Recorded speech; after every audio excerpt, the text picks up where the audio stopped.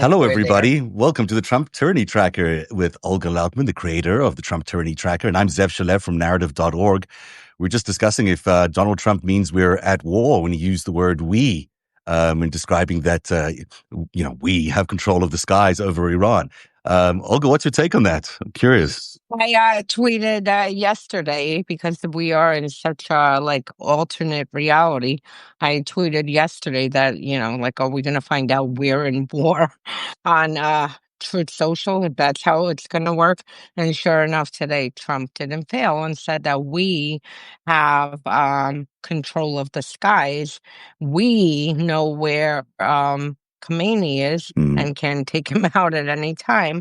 I think, honestly, I really, in this case, I do think that they are preparing because I've been watching the information space, and you see Vance came out with a message, isolationist Vance, that we should not look outside our borders, is now preparing people, for U.S. entering war with Iran.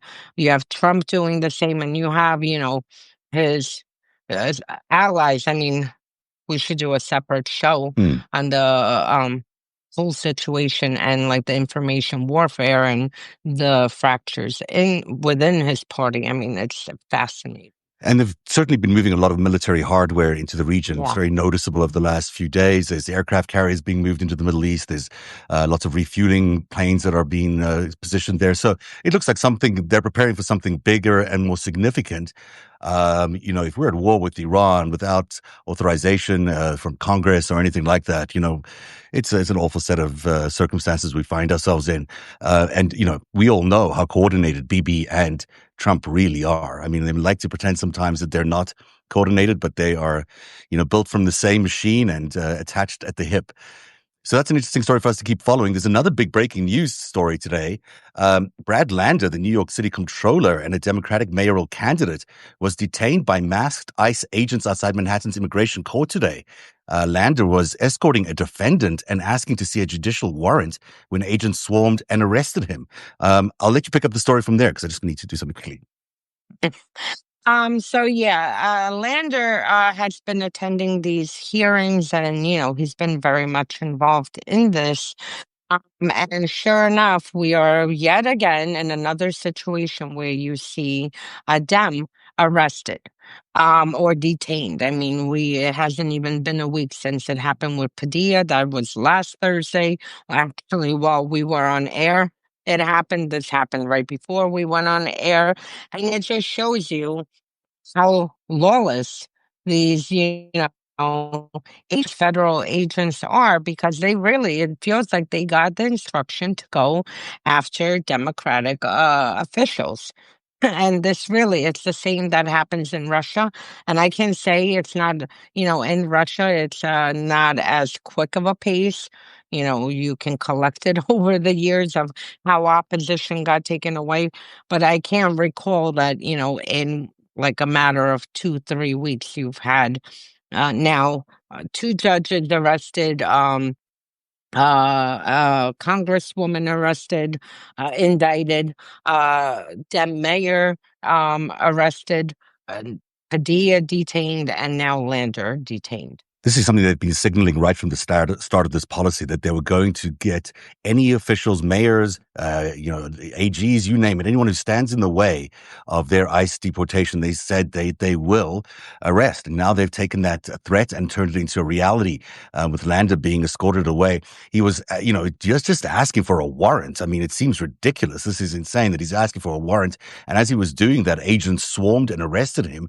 His wife says he was looking for the legal documentation, and then federal agents just took him into custody.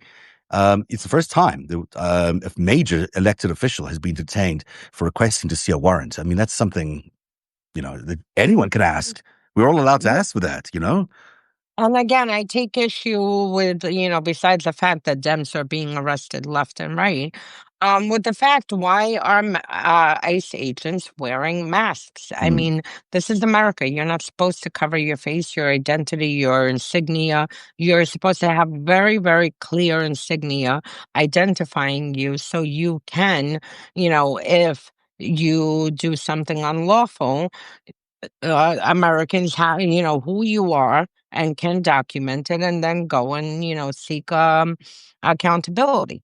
And so you have this. And then the other is the fact that they're swarming around courts. I mean, we saw that, we discussed it last week, how they've changed their strategy over the past few weeks. And now they're literally, as people are doing their duty and, a lawful duty and going to court to check in, they're going there and grabbing these people. And this is, again, lawless. And it's a suspension of the rule of law. I mean, you're entitled to ask for a warrant. That's just one of the things you're allowed to ask when you're being arrested. He's like, on what grounds? So if he's asking that on someone who's he's helping escort to the courts, for him to be arrested for that simple, legal, lawful request is ridiculous. I mean, it's crossing every boundary imaginable, and really is authoritarian takeovers of the city. This is what they really are trying to do: is a power grab over these cities that are largely democratic. And the last thing I'll say, I'm no fan of Cuomo, um, but he is a candidate for New York City. And I mean, it was 3 weeks ago, I believe the Department of Justice opened an investigation on him. So they're literally like interfering in New York City elections. And the other thing that happened yesterday, this is also from the Trump attorney tracker, is that Trump has ordered ICE to prioritize mass deportations specifically in Democratic run cities. So he's specifically targeting LA, Chicago, New York as Democrat power centers. That's what he's calling them. And that he says that they cheat in elections. Simultaneously, he's pausing enforcements at farms, restaurants, and hotels that rely on undocumented labor. It really is a deliberate targeting of your political opposition with policies that are directly affecting people's lives in a way that, is forever. Like these are incredible implications. We were sold by Trump that he was going to deport all the criminals, the rapists, the murderers, criminals. What we have seen is, by all the recent reporting with, from CNN and NBC and other media organizations that went through the actual arrest, that literally, I think 80% are not criminals. So he's targeting, the actual criminals he's arresting is the fraction of the people being targeted. And you see the specific turn to Democratic cities because he wants to set off. I mean, this is all part of the playbook. You target Democratic cities, then you send in the Marines and the National Guard and, take federal control over these cities. You have protesters come out, and then you, use federal resources to silence dissent. I mean, this is part of the playbook. And the fact, that now this is like I said, promised to deport criminals. The fact he's now mangling in election interference and that they're voting with conspiracies, it just shows you that this is specifically targeted to, add Democratic cities. It has nothing to do with the law and order, has nothing to do with deporting criminals, because the fact, to mention that illegals vote, no, they do not vote. And, this goes back to his conspiracies on the 2020 election and whatnot. So we really need to push back on this because this is part of a playbook. This is not just, individual events happening. Especially because it seems like with these relief for people who are farm workers or agricultural workers, those people are probably in red states or more likely to be in red states, perhaps. They may be his friends. It seems like they're getting targeted less and Democratic cities are getting targeted more.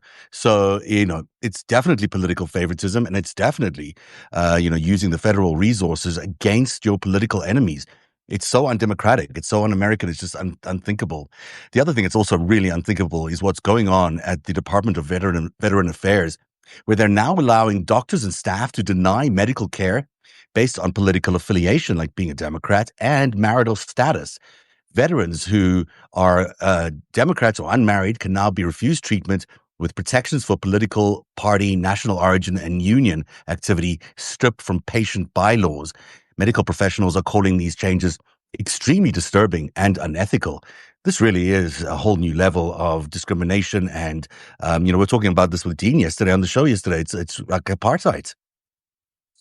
So you have, people who sign up for the military to serve their country, not to serve Democrats, not to serve Republicans, but to serve their country and to keep all Americans safe, not, certain Americans. The least we can do is provide them with the services necessary, all the services, whether it's helping them start their life again. Because if are stationed somewhere in the Middle East, in a war zone, and then you come back, you need the resources to find a home, housing, Of course. to, doctors and whatnot, mental health. And the fact that now he is weaponizing the VA against Democratic, veterans and, veterans who are not married. I mean, this is absolutely insane. This actually is going to backfire on him because the veteran community stands united so strong that they, I'm sure, will be organizing around this and making a lot of noise. But this is just insanity. I mean, can Yeah. you imagine? Someone who served their country comes back, they need a medical appointment, and oh well, you voted for a Democrat, so Yeah. sorry, we don't have services for And you. how would they This know who they voted for? The marital status thing seems like a code really to target LGBTQ service people, that they really don't want associated anymore with the military.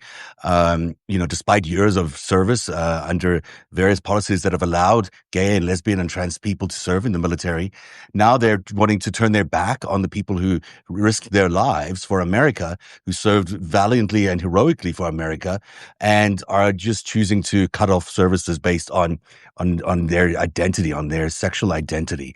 This is, beyond acceptable. This is just immoral. And it's also, it takes us to this level of cruelty that we've seen as a fixture of these authoritarian governments. But this really is a whole new level of cruelty. I mean, these people could be disabled. They could be, suffering wounds that they suffered and emotional wounds as well from being at war for this country, and now being refused treatment based on, perceived sexual identity or perceived political affiliation is appalling.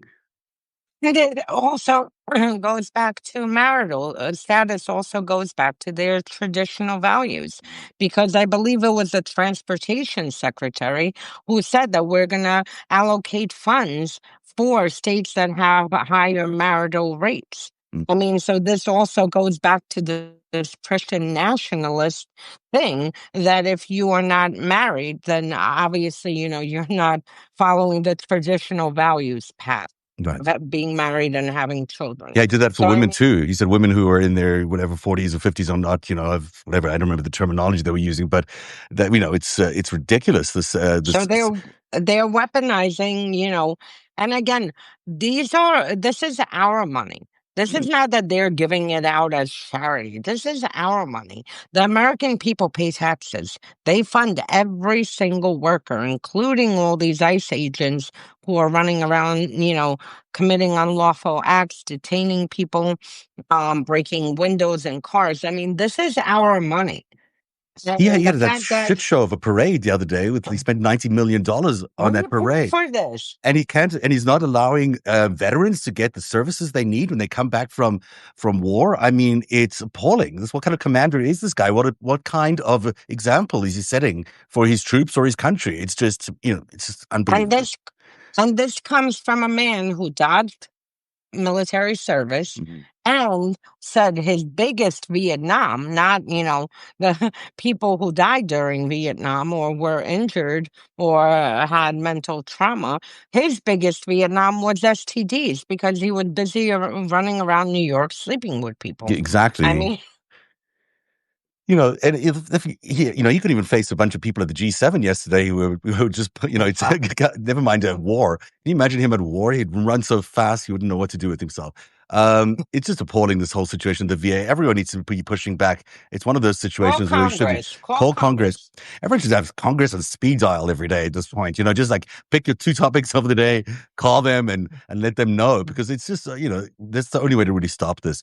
Our final story focuses, I think it's our final story. Maybe there's another one buried in here. I'll find it in a second. But the next story Yeah. is about press freedom. Journalism organizations have filed federal lawsuits against the LAPD over systemic violence against reporters covering ICE protests. Over 36 verified incidents include journalists being shot with rubber bullets, detained, and deliberately targeted despite their clear press identification. One photojournalist described it as very intentional and designed to create a chilling effect to convince us to go away. Well, it clearly is. From the videos we've seen, I mean, this is directly targeting the media. So you have, the journalist who said this, he was shot in the head. I Yeah. mean, the police shot him in the head. And, we have now upwards of 36 cases of journalists who have been shot or sprayed or, abused by police. And I mean, this comes with the UN chief, which frankly, I'm not a fan of the UN either. But what humiliation that he at the same time, gave a speech yesterday and warned the U.S. to be careful and not commit violent acts against protesters. That this is undemocratic. So you have literally the whole world watching us as a banana republic where we have police unleashed, military unleashed, beating protesters, shooting, journalists who are there to document. This is their damn job, to go and document what is happening. And the fact they can't operate on U.S. city streets safely. I mean, this sounds like, Kyrgyzstan or It Russia really or, does. It's a clear this is. attack on the First Amendment rights. And, this is the press up there to document what's going on, as you point out. If there's any trouble, if the police act, why they want them out of the way is because they don't want these documentation of what they might do to protesters and what they might do to immigrants. And that's why it's so important the media is protected and allowed to cover everything that happens.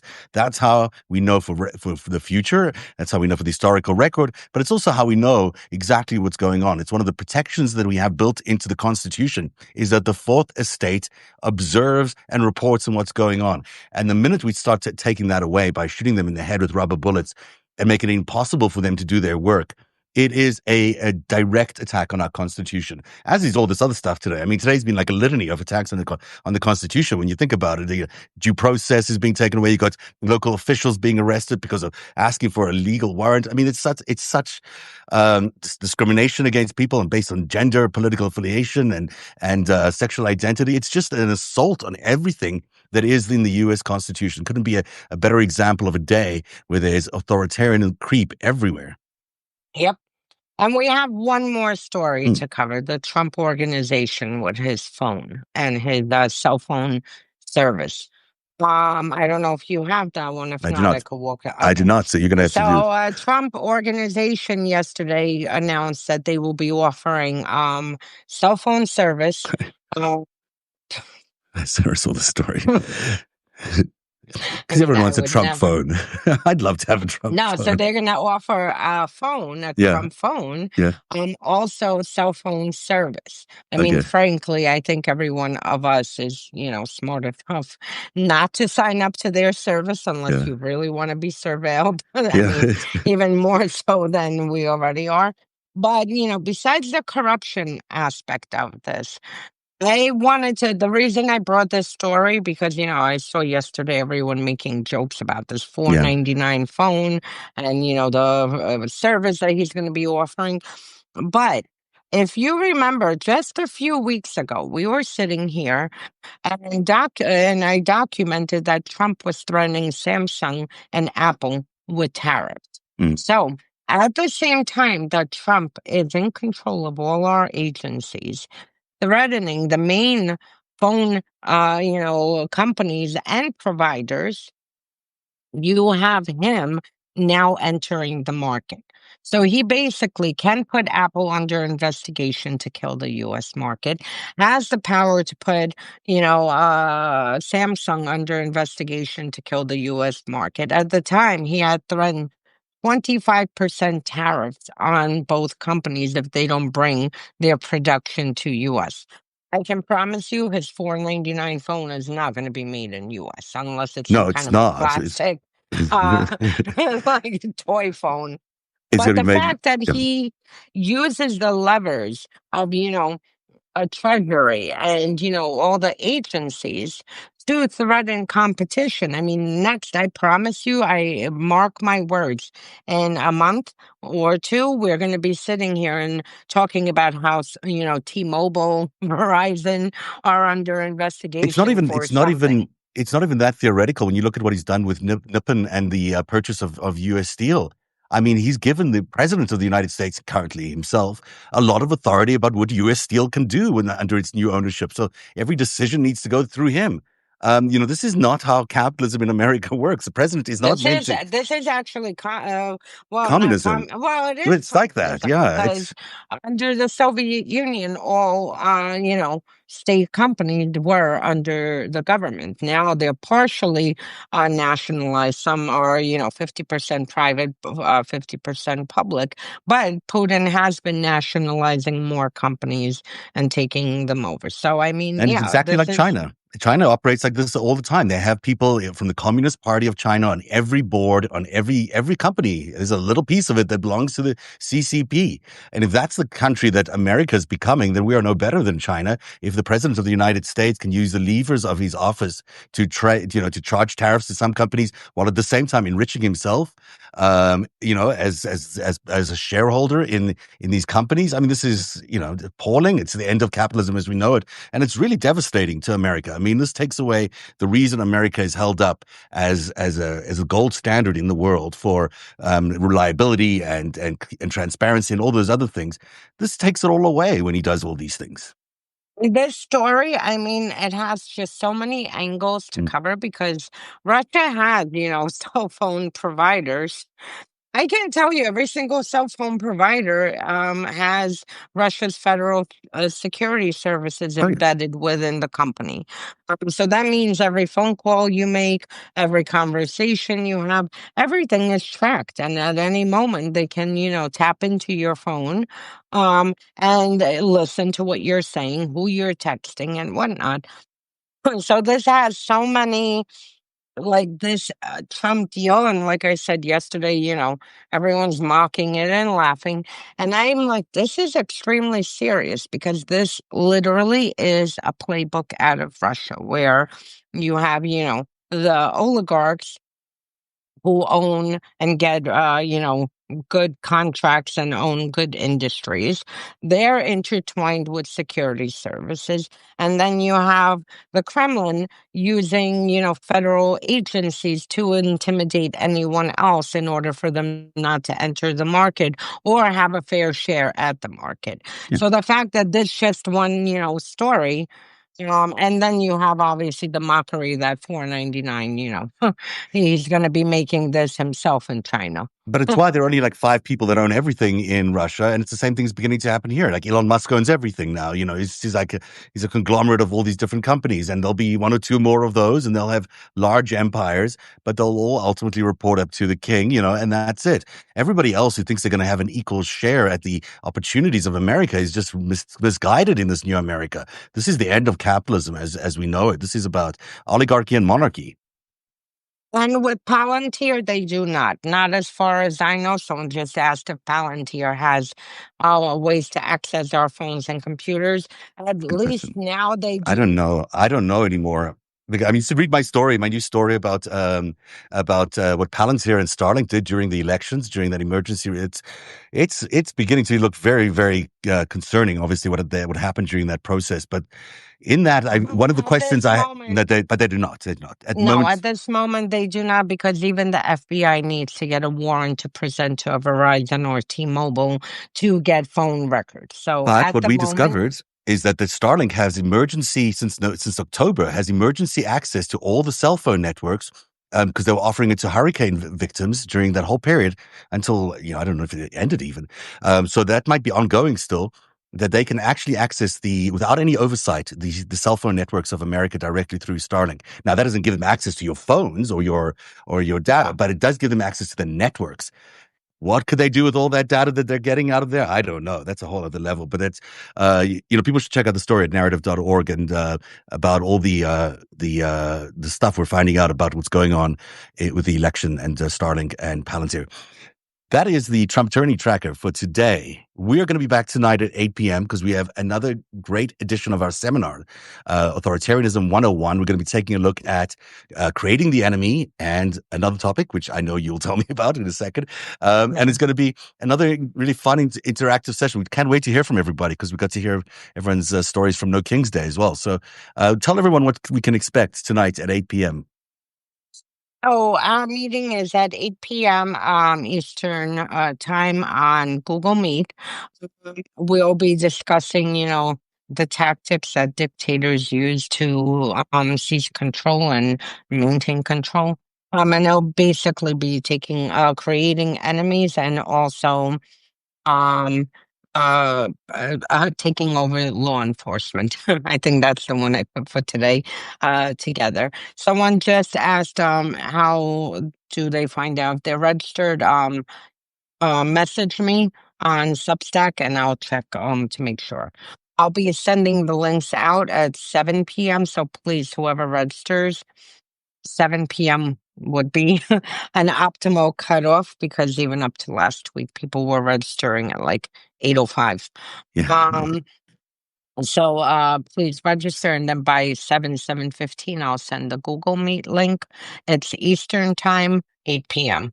And it's for paid subscribers of either the Trump Tyranny Tracker or Unmasking Russia or of narrative.org, NARATIV.org. If you're a paid subscriber, you get access to these seminars. This is just week 2, although there's been 3 sessions, but we'll keep doing them until we think we have 8, but maybe there's more. We'll keep going if there's demand for it. And it's a great touch point for everybody. It's great to have a conversation with everybody about where their minds are at and also hearing how they're going on and what's going on in their neighborhoods and in their states as they protest this authoritarian And government. just quick yes or no. Would people be interested in having a similar seminar, like a 4 or 5 week session on disinformation, information warfare, and how to combat it? Because this is another topic I think that I would I'd love love it. to do. I'd love to do that. It's a really interesting one. So yeah, people please chime in and see if you're interested in that. Because There's a this lot of is yeses something I could showing up. bring the at least, how to combat it. I've worked closely with, Polish services and Ukrainian services in the whole Eastern Bloc. They know how to combat, Russian disinformation and Russian operations. And this is something laying out what the tactics are and at the same time, how to push back against it. So It's really interesting, and I'd love to be a part of that. And it's now you what? 2:30, so I'm going. So I'm going In case you didn't know. I'm already aside. You see, I found out today that you have how many pets do you have? I wanted to start the show with this, but we landed up talking about Iran. But how many pets in your home? If I didn't have a child, I would be the childless cat lady. Yeah, But I do have a child. I have a gecko, yeah. two, 2 parakeets, 3 cats. One of them is 1-year-old. She's so cute. And a golden retriever who's like 125 pounds. So 7 animals and a son. That's wow. That's a lot of people in your home. Yeah, Wow. I would be the typical childless cat lady had I not had a child. I don't know how Olga Lautman finds the time to do any of this, but it is remarkable. Well done. I'm very impressed by you. It's a whole herd to take care of. I'm sure, but you do it somehow. We'll see you again tomorrow at 2 p.m. for the Trump Tyranny Tracker, and I'll be back in 30 minutes with Dean Blundell for the Bye, 5 stack. everyone. Cheers, everyone. Have a Yes, you great day. will. Bye. Bye.